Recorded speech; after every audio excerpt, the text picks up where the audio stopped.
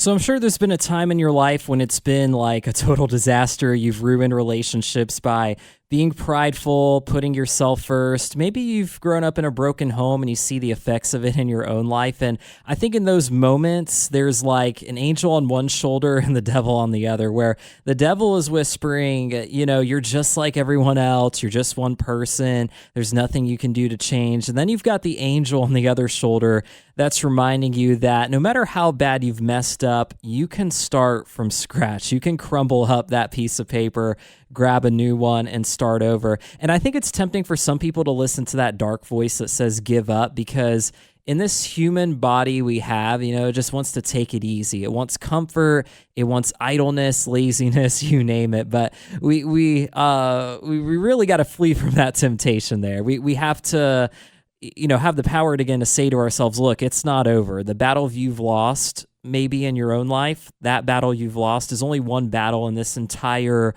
unseen realm of angels and demons fighting with each other for your soul. And, we need to get back up, and we must get back up whenever we fall flat on our face. And, we can get back up. We can get back up when we've been hit by all of these things that try to tear us down every day or tear us apart.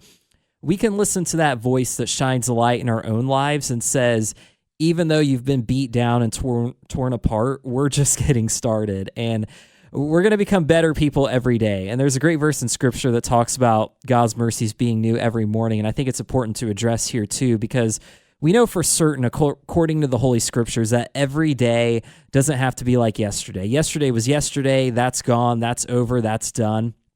Nothing we can do to change it. There's nothing we can do to go back.